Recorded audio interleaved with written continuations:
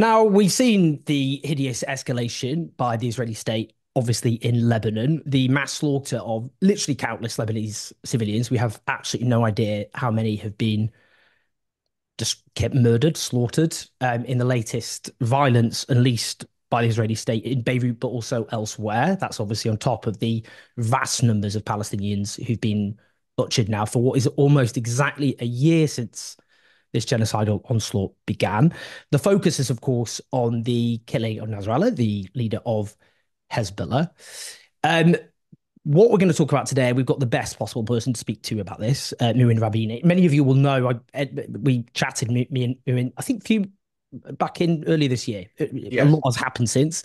The brilliant co-editor of Jadaliyya, a Middle East analyst, a Palestinian-Dutch analyst, and one of the best analysts you'll find. I know many journalists who actually want an informed take on this will, whenever something happens, go straight to check out Muin's brilliant Twitter threads often, which go into great detail about the latest developments. How are you doing in these difficult times? Firstly, great to see Oh, you. and it's good to be with you, and thanks for inviting me. I just want to start actually with what isn't being focused on at the moment in the headlines of the BBC, various Western newspapers, and that is the countless deaths, the killings. Sorry, they didn't just die and fall over, did they? Of the dropping of bombs on entire apartment blocks full of huge numbers of Lebanese civilians. And just your thoughts on that and the way that's being discussed or not discussed, portrayed in the analysis that we can see of the latest developments. Yeah, well, I think it's a very pertinent question. According to Israeli reports, 85 tons of high explosives were dropped within the space of seconds on Beirut yesterday, the Lebanese capital, on one city block, essentially in order to assassinate one man and those who were with him. And in the 24 hours since, there were, I believe, between 30 and 50 additional massive air raids on Beirut, the southern suburbs, um, not even taking into account further massive air raids on Tyre, on the Bekaa Valley, on other areas of Lebanon. I don't have the exact figures, but it's probably a safe assumption that in the past 24 hours, Israel has dropped more high explosives on Beirut than it did during the entirety of the 1982 invasion of Lebanon, or arguably even the 2006 assault on Lebanon. Now, what's interesting in the coverage of this, of course, is that Hezbollah is held responsible for having its central command headquarters in the Lebanese capital, Beirut. And this is then used as a pretext to claim that Hezbollah is using the civilian population as human shields and therefore bears responsibility for the massive casualty toll that was produced yesterday. I think something like 6 or 7 apartment buildings containing dozens of homes were leveled to the ground. Well, yes, Hezbollah has established its headquarters in Beirut.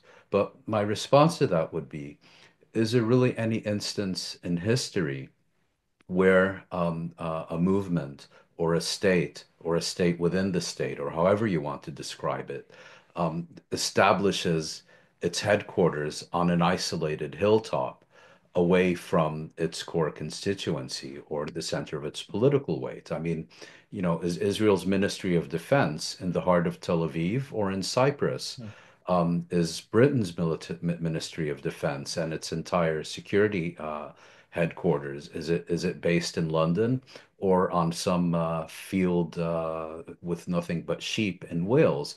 I mean, you know, um, this is how militaries have behaved historically, and to then twist this around and saying, well, they're deliberately placing it in the heart of civilian areas in order to use a civilian population as human shield is a bit rich. There are compelling reasons why every military organization places its headquarters at the center, let's say, of its political structure. I mean, the IDF's headquarters in Tel Aviv surrounded people, note, by shopping malls and apartment Yeah. blocks. You Yes, could walk. and if I may interrupt, I would argue again here, whether it's the Israelis or Hezbollah or Hamas in Gaza or, any other state around the globe, this isn't a deliberate strategy to use the civilian population as human shields. This is how states and organizations operate. They have nerve centers, they have capital cities. They place their most important institutions within those geographical areas. It's almost a law of nature.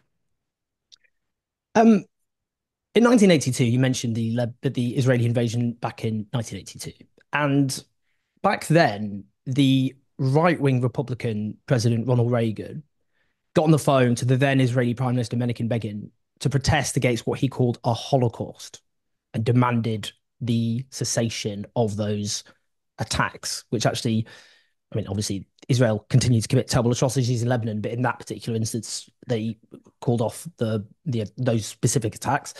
You also got the massacre of Shabba Shatila, and up to 3,500 Lebanese and Palestinians were butchered in some of the most heinous imaginable violence, depravity, which Ariel Sharon, the defense minister, was later found culpable of. It was committed by Israel's allies, of course, by an Israeli commission. Huge numbers of Israelis at the time took to the streets.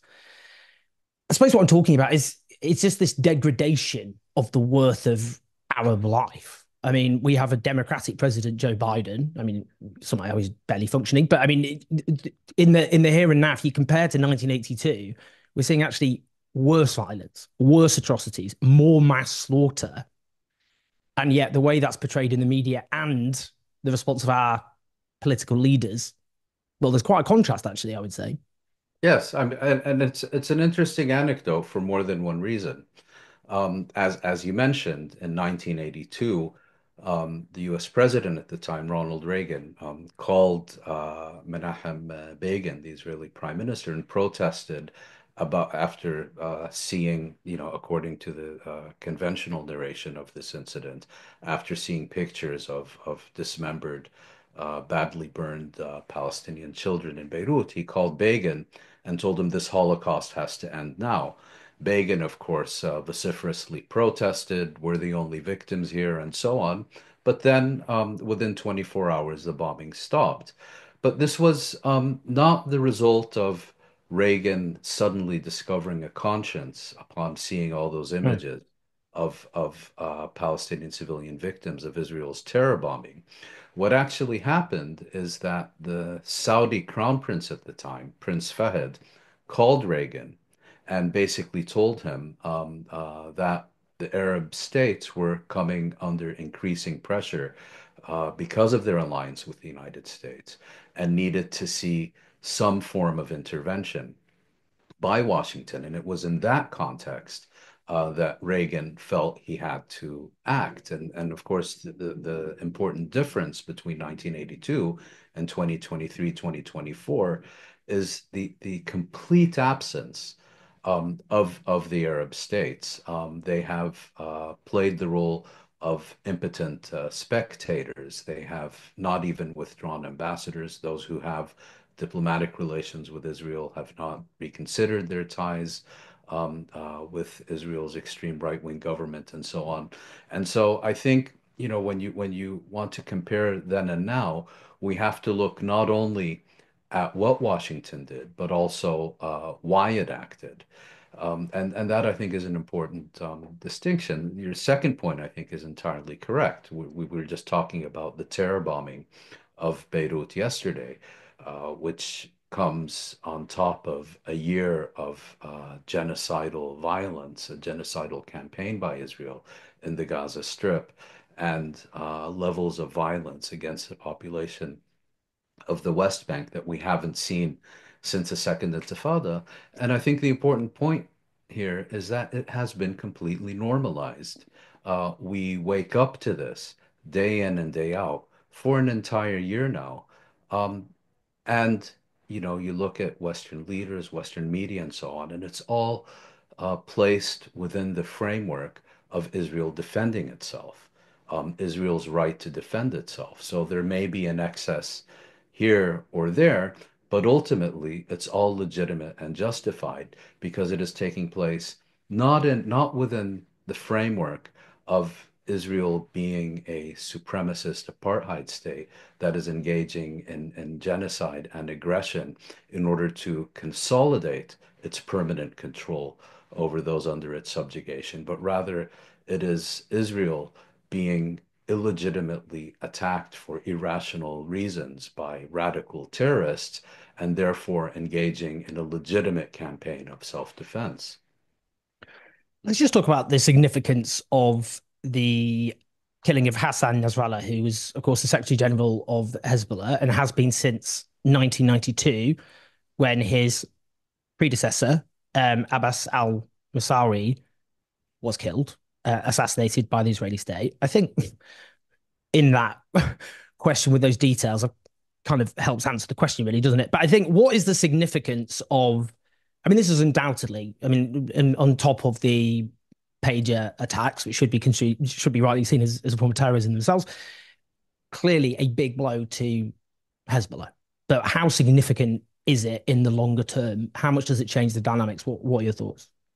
It's a massive blow, and I think even though I think it would be fair to say that Nasrallah always expected to die this way, that it has happened and has happened at this particular historical juncture is extraordinarily significant. And again, this is not as you suggested, this is not an assassination that has taken place in isolation from what we've seen in the past month. I mean, since late July until now, late September, Israel has effectively decapitated Hezbollah, has managed to assassinate most of its most senior military and political leaders. It has essentially quite successfully paralyzed the organization. It's therefore an absolutely massive blow to the organization that will take considerable time for it to recover from. Having said that, um, Hezbollah is not a small militia. It's a very deeply entrenched and sophisticated organization that has been decades in the making. And I think one reason that this series of assassinations culminating in the killing of its general secretary, one reason it's so significant is because part of Hezbollah's aura in recent years has been its counterintelligence capabilities. And compared to similar movements in the region, it's the perception that it was somehow very effective at preventing Israeli espionage and Israeli infiltration and so on. And so that doubles, let's say, the significance of these latest blows. But Hezbollah was decades in the making. It would take years of much more intensive efforts to dismantle it. And I think we need to look at this in several contexts. First is Israel's determination to de-link Lebanon from Gaza. And what it is seeking to do is to punish and weaken Hezbollah to the extent that it capitulates and renounces its support for the Palestinians in the Gaza Strip, renounces what it calls its support front. And I think that these assassinations will make that more difficult rather than more easy to achieve.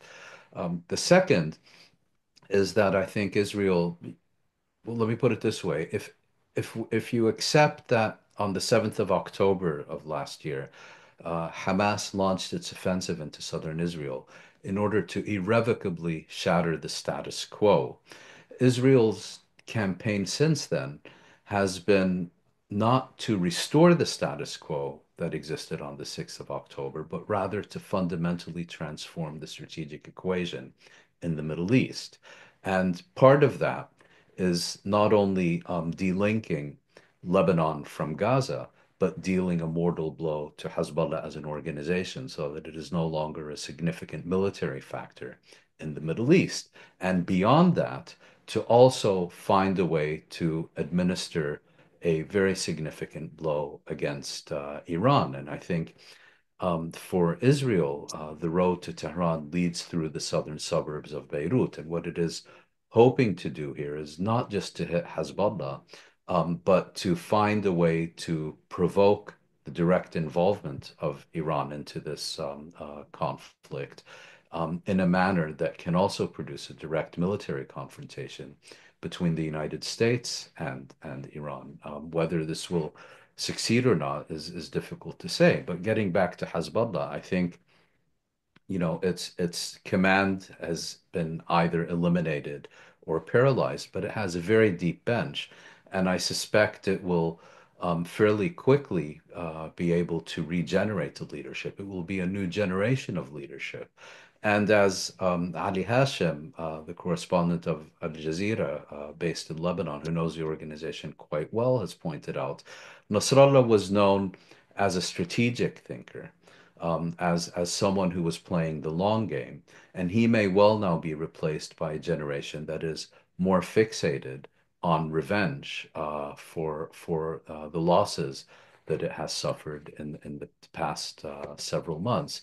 And I'd also like to, in terms of Nasrallah himself, he was, of course, an iconic, charismatic figure who had kind of a deep personal bond, if you will, with his constituents, the type of historical leader that's going to be very difficult to replace. What one could compare him, for example, to Jamal Abdel Nasser of Egypt or Yasser Arafat's role within the Palestinian movement.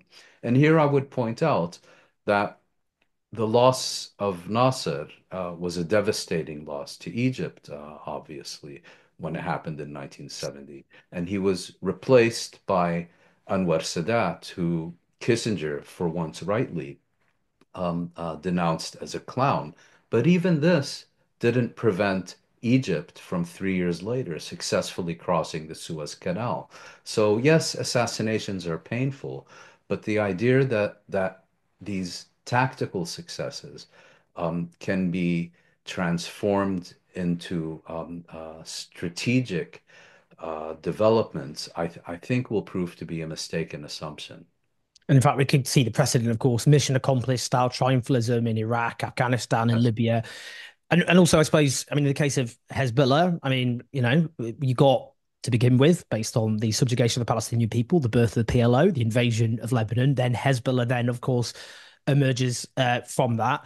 But and that point, Hezbollah, a lot of people in the West often don't realize it has this base within Lebanese society. It's in the government. It's in a coalition government. It has two ministries. So it's this idea again that you just cut off the top or the key kind of um, top leadership of an organization as if that will then lead to its destruction. When actually, as you suggest, history suggests more radical elements often end up coming to the top. Well, and let's take another example. Islamic Jihad, Palestinian Islamic Jihad. It was a fairly small movement that was also led by a charismatic leader, Fathi Shqaqi. He was assassinated in Malta in 1995, and Israel, for years, held up Shkaki's assassination as kind of a model of how one can effectively eliminate an organization by assassinating its leader. Well, guess what? Mm. Islamic Jihad not only participated prominently in the Palestinian offensive of 7th October last year, but is still fighting today in the Gaza Strip, and is today, I would argue, a much more powerful movement than it was when Shkaki was assassinated. So yes, assassinations obviously have an impact, and they can present very serious setbacks to the organizations that suffer these losses. But I think in the larger framework of things, they tend to be tactical losses rather than presenting strategic transformations. But before I ask about your thoughts on Iran, I mean, in terms of what's been happening as regards Hezbollah and Israel, again, a lot of bizarrely, actually, the BBC did an analysis and they found 80% of the armed exchanges came from Israel rather than the other way around. But again, I mean, the way this is, what's your thoughts? Just the reality versus the way a lot of this has been portrayed, I guess, by much of the Western media, in particular, over the last that part of this horror show, I suppose, in the last year. Well, of course, it is Hezbollah that initiated what it calls its support Mhm. front on the 8th of October. And it did so with a very clear and explicit objective of supporting the Palestinians and exercising pressure on Israel to end its genocidal campaign against the Gaza Strip. This is often being presented as, Hezbollah initiated an unprovoked armed conflict with Israel. Well, at some level, that's correct. But I find it a little curious that people who are entirely justifiably have for 75 years entirely justifiably decried the way the world abandoned the Jews of Europe in the 1930s and then during the Holocaust are in the same breath condemning Hezbollah, condemning the Houthi movement in Yemen, and condemning others for taking active measures to support Palestinians when they are being subjected to a genocidal campaign by Israel. You can't have it both ways, I would argue. I would certainly agree with those who say that the European powers had every opportunity to prevent the Holocaust by actively confronting Hitler during his rise to power. But if you want to quite justifiably condemn that, I don't think you can also condemn those who have taken the choice to stand by the Palestinians when they are themselves being subjected to genocide. The other point, of course, as you pointed out, is the vast disparity of violence. I mean, if you look at kind of mainstream media reporting, you would think that Israel is being subjected to a 24/7 um, uh, assault from Lebanon with all kinds of bombs and missiles and artillery and whatnot.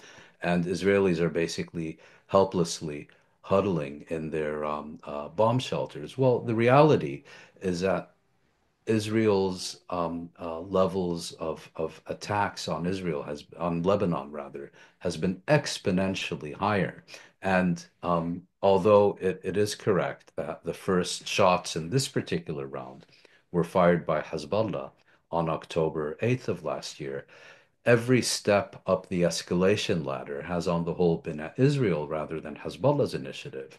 And it has been, according to many analysts, Hezbollah rather than Israel that has operated with relative restraint, something we may no longer see as a result of developments yesterday. Because what has now happened is that rather than taking another few steps up the escalation ladder, Israel has basically detonated the ladder itself with high explosives.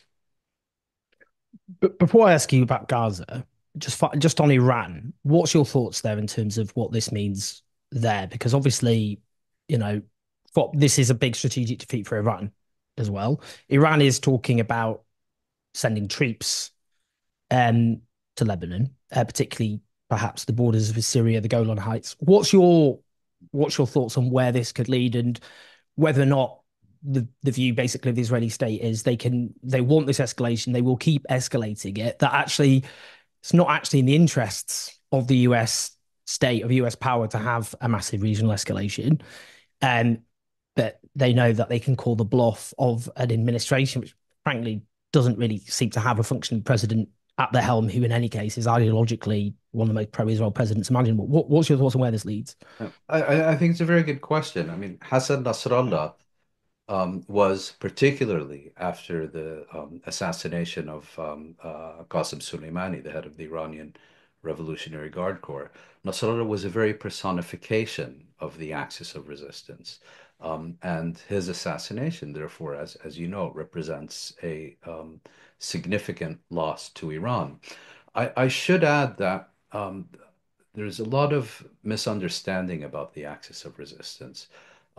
It is a coalition and not a formal alliance. Mhm. And its various members have different relationships with Iran. I've suggested that we should, in this context, we should look at Iran as more the Germany of the European Union rather than the Soviet Union of the Warsaw Pact. In other words, it has various levels of interest, of influence over different members of its of this coalition in different periods of time, rather than being a pure center proxy relationship.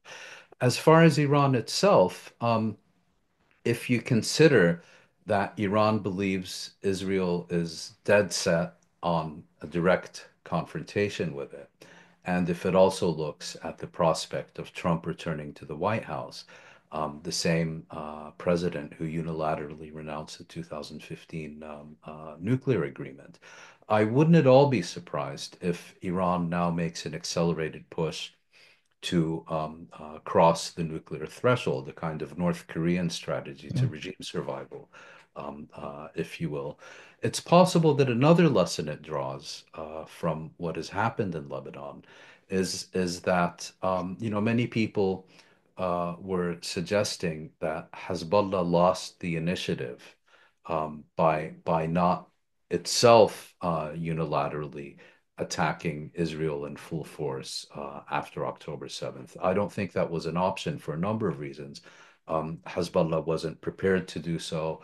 Hezbollah had multiple considerations, domestic and regional, in devising its strategy. But nevertheless, for those who believe that Hezbollah's current dilemmas and difficulties and losses are as a result of it not having taken the initiative.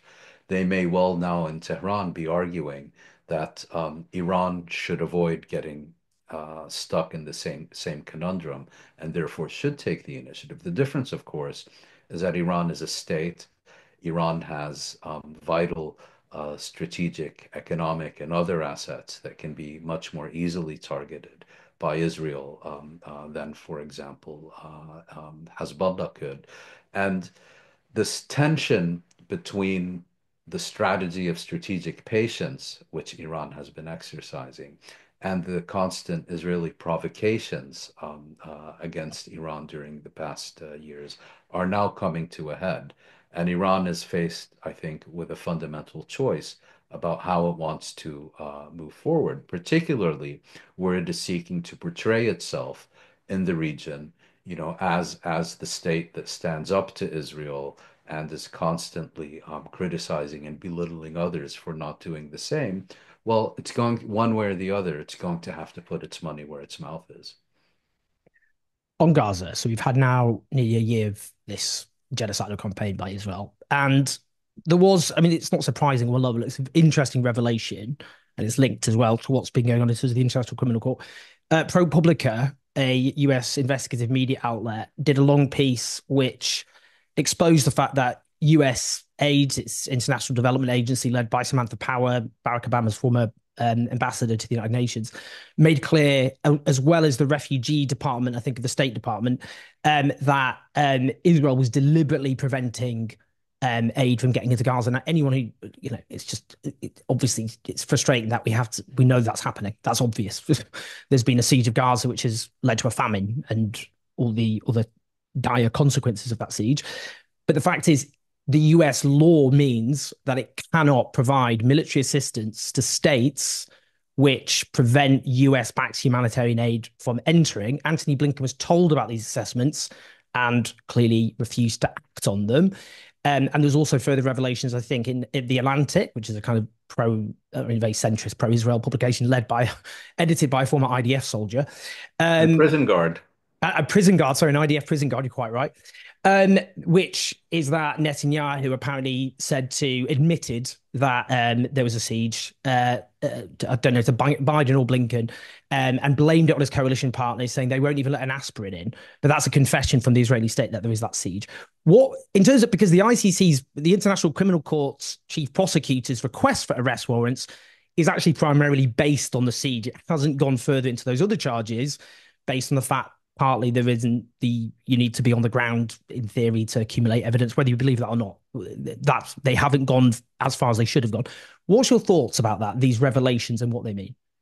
Well, can I just start by saying that another Israeli objective regarding Lebanon is reflected precisely in this discussion that we're having. It's only now that we're turning our attention to the Gaza Strip, and I'm sure there are numerous other conversations and interviews taking place around the world where the focus is very much on Lebanon and has been for the past week, and kind of the root of all evil, if you will, Israel's genocidal onslaught on the Gaza Strip is either not mentioned at all, or, in our case, because we have the time and interest to explore these things, coming in well into the conversation. But this is an absolutely crucial issue you're raising. Not only has Israel's medieval siege on the Gaza Strip been an absolutely horrendous violation of international law and the laws of war, constituting a series of war crimes and crimes against humanity, but it is also, as you know, a violation of U.S. domestic legislation, which states very clearly that the United States cannot provide military aid to a state which is obstructing the delivery of humanitarian aid by the United States. And as these documents make clear, this is exactly what the Biden administration and particularly Secretary of State Antony Blinken was being told by his bureaucracy. And he then turned around and certified that Israel was in fact behaving in accordance with international law or not violating U.S. law, and therefore he could sign off on billions more of weapons deliveries to Israel. And I think this tells us several things. One is that this administration is ideologically invested in Israel to a degree that we have never before seen, even by US standards. You mentioned Reagan. We can even mention Trump. There's a tradition that when every U.S. administrate president leaves the White House, he's lauded in Israel as the most pro-Israeli president that Israel has ever had. That's certainly going to be the case with Biden, but I think the next president will have a lot of difficulty exceeding that threshold and being described as even more pro-Israeli than Joe Biden. So it shows how absolutely determined the United States is to ensure that Israel gets everything it needs. Second, it shows that as far as Washington is concerned, there will be absolutely no restraints whatsoever on Israel. Israel has a carte blanche from Washington to behave as it pleases, violating not only international law, but also U.S. domestic legislation. And there will be absolutely no consequences of any sort for Israel from doing so.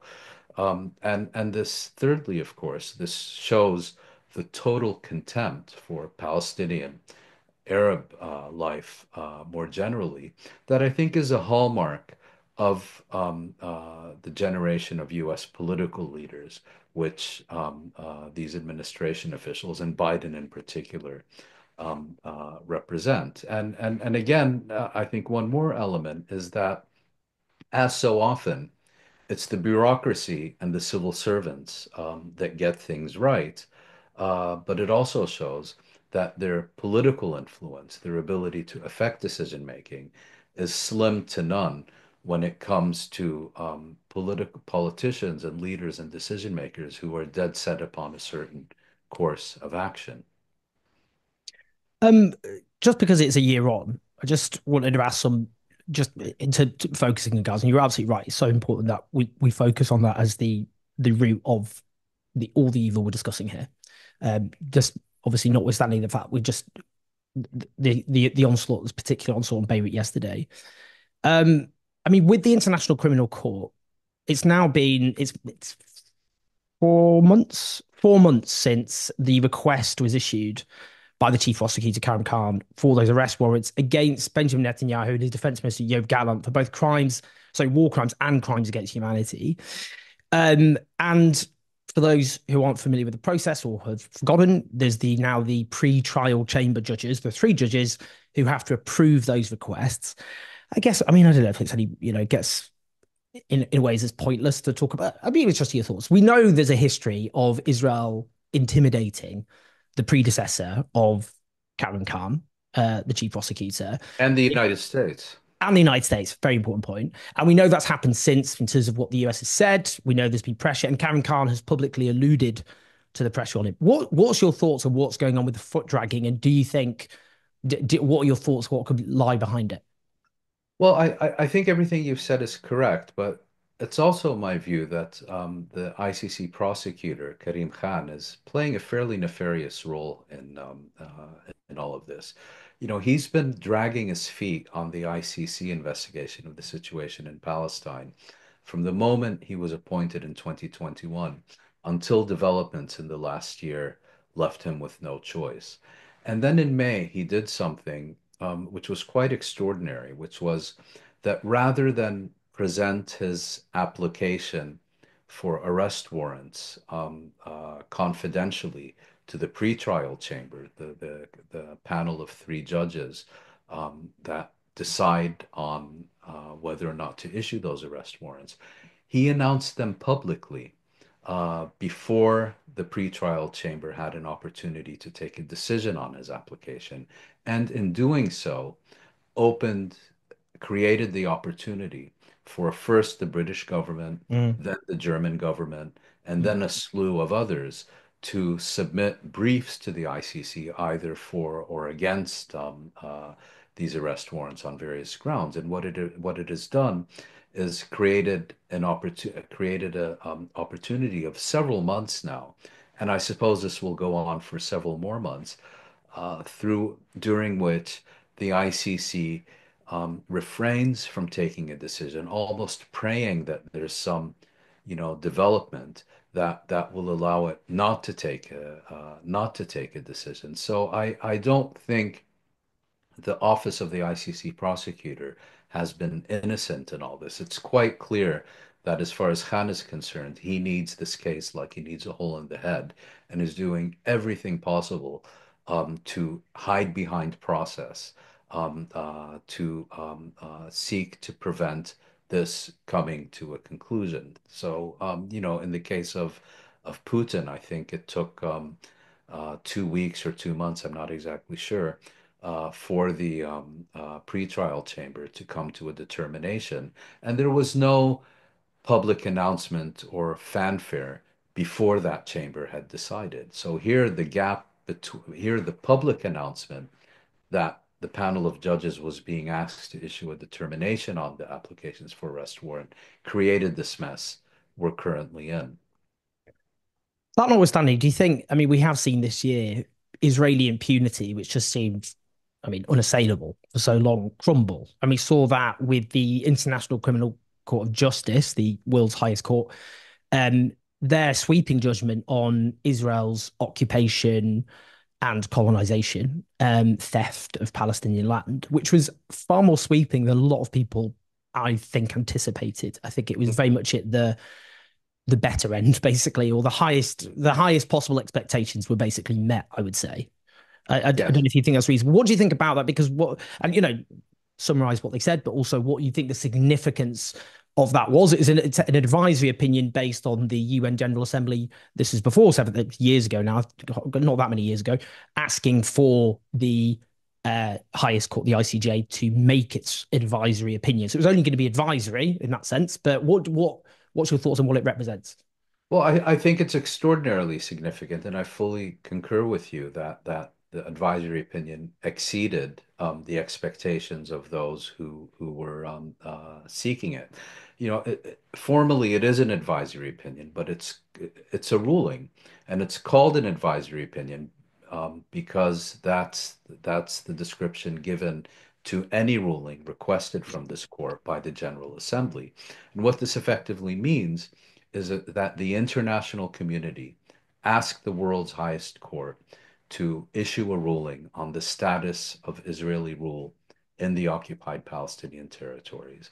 And the ruling was that Israel's very presence in those territories is illegal and unlawful and illegitimate, that UN member states are under a positive obligation not only to bring this to an end, but also to ensure that any of their dealings with Israel in no way contribute to the continuation of occupation. And I should add, this ruling can effectively applies just as much to the occupied Syrian Golan Heights. Um, and what it effectively means is that this 3 decades long charade that we have been experiencing, known as the Oslo Accords, where Palestinian rights have to constantly be negotiated under US supervision and are constantly subject to an Israeli veto, that has all been rendered irrelevant because the court quite clearly said that Palestinians have inalienable rights, that these rights are not subject to negotiations, and that therefore Israel is under an obligation to withdraw to the 1967 boundaries, with or without an agreement, with or without a diplomatic charade. And I think just as importantly, the UN General Assembly recently adopted a resolution in response to this ruling, where it not only reaffirmed um, its its uh, its main points, but also stated quite explicitly what is expected of UN member states in order to transform this ruling into a reality. Of course, there's an important point to be made here, which is that this is not a national court that can kind of throw handcuffs on a criminal and throw him in prison. Neither the International Court of Justice nor the UN General Assembly have enforcement mechanisms for such rulings. But nevertheless, I think politically it is an extraordinarily important and significant development. Before I ask my final question, I did want to ask you about this, given it's been a year on now of this, some of the worst atrocities committed in the 21st century, live streamed on a daily basis. A reminder, unfortunately, not that the history of our species needs it, of the capacity for depravity which exists uh, in terms of human violence. Um, and it's this, I've talked about, I call it genocidal mania. The radicalization of Israeli society, where obviously there's already huge embedded structural racism, which you get if you're that's what happens with colonization. That's what happens with occupation. You have to, if you subjugate an entire people, you have to strip them of their humanity. I mean, that's the history of colonialism. It's the British Empire, all the other European empires, and all the hideous violence which they perpetrated, which they justified, based on the inferiority of those that they were subjugating. But I mean, it is a case study, a disturbing case study, a warning from history of what can happen. And there are courageous Israelis. I interview them on this channel, and I'll keep doing so. And they're courageous because they're so isolated. And if you look at the polling of Israeli society, it's gruesome. If you take out the Palestinian citizens of Israel, about half the Jewish Israelis are evenly divided, whether not enough firepower has been used in Gaza or just the right amount. 60% consistently oppose all humanitarian aid entering Gaza, which would mean, if anyone thought about it for more than 3 seconds, everyone dying in Gaza. And we can see discussions on television where people talk about killing children because they'll end up being terrorists anyway. Where you see the way that soldiers post their genocidal sentiments, where the brace position we all have to do when we click on an Israeli tweet and we click on the translate from Hebrew, and then just see just some hideous, depraved, genocidal screed. Is it a politician? Is it a soldier? Is it a journalist? Is it an ordinary citizen? I mean, what does this tell us? This genocidal mania which grips Israeli society, where genocidal sentiments are pervasive, widespread, legitimized from top to bottom. Yeah, I think that's a very important question. I believe it's Diana Buttu who has characterized Israel as having become a genocidal society. Of course, as you yourself mentioned, there are dissidents, there are courageous voices, very beleaguered ones, I should add. Mm. But if we look at it at a societal level, I think it's indeed fair and accurate to characterize Israel in 2024 as a genocidal society. Quite different than, for example, France during the Algerian War, or the United States during the Vietnam War. There are parallels historically. Mhm. Let's not get into those now, but I think, we were speaking earlier about the 1982 Israeli invasion of Lebanon. Well, that created something that created and strengthened what was known as the Israeli peace movement. Um, then you had mass demonstrations opposed to the war and opposed to the government, the Israeli government's role in the Sabra Shatila massacre. In 2024, we also have demonstrations, even riots, not against the war and genocide, but pro-rape, defending the right of Israeli soldiers to gang rape Palestinian prisoners. I don't know if there's any parallel to that. The Israelis are really living in an alternate reality. I think they're getting a very different version of reality than the rest of us are. And in their the way reality is presented to them is they're the real victims here. It's not the victims of genocide who are being wronged. They're the real victims here, and as I think also Diana Butu put it, from their perspective, nothing justifies October 7th, but October 7th justifies everything. So it's impossible to argue with this kind of, as you Mm. put it so accurately, genocidal mania. Just my final question. The US election now is just over a month away. It's not that far. We're now on the 28th of September. It's on the 4th of November. Just finally, I mean, where do you see this heading based on there are two different scenarios, obviously. Donald Trump gets elected or Kamala Harris. And Well, some might go, well, what's your thoughts about does what yeah, I'll leave that's the question. just a final point on my Oh yeah, previous of course, answer, yeah. Of because I think it's relevant to what you just asked. I mean, we can't look at Israel and Israeli society in isolation. course, yeah. One thing we've learned during the past year is its extraordinary dependence on the West and the US in particular. And I think it's kind of this vicious cycle where the West's insistence on Israeli impunity um, uh, pushes Israeli society ever further to the right. So Mhm. it's a very organically related. Regarding the impact of the U.S. election, I think it's difficult to say. What I will say is that I believe the Biden administration, and particularly Biden personally, has been a uniquely pro-Israeli figure in U.S. presidential history. And I think that either Harris or Trump will represent, let's say, a return to the traditional U.S. policy of unconditional support for Israel, as opposed to this hysterical devotion to anything and everything Israel does that Biden represents. And I think that the Israeli government and Netanyahu in particular, although he does have a clear preference for Trump over Harris, also recognizes that the remaining months of the Biden administration represent a unique opportunity, a once in a lifetime opportunity for Israel to fundamentally transform the strategic equation in the Middle East with unconditional and unrestrained US support, because I think Israel also understands that, rhetorically speaking, Trump may be much more pro-Israeli, but he's also much more unpredictable. Mm. With Trump, you never know what he's going to do tomorrow morning.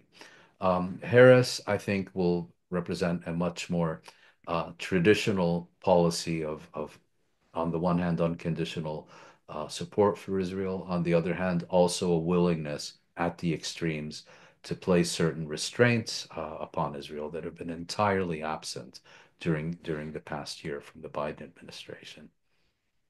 Well, we're soon going to find out, aren't we? It's not that long to go. Rini, it's been such such an honor to speak to you. Honestly, the huge level of knowledge, insight, wisdom, moral clarity that you always display, I think, more than evident today. And I think everyone listening or watching, if not come across our brilliant guest before, I think you can see why he's such a crucial voice in all of this. So do share this video, press like and subscribe. Do leave your comments, your thoughts, do engage. But thank you so much, Marina. Honestly, it's such an Thank honor you to very have much, you. Owen. It was a real pleasure being on your program, and is also a sign of my respect and appreciation for everything you've done on behalf of justice for the Palestinian people during the past year. That's very kind of you. But what's the point of having a platform unless people use it like this? And it's those who are silent who should be damned, I think, rather than those who speak out praised. But it means a lot coming from you. Thanks so much.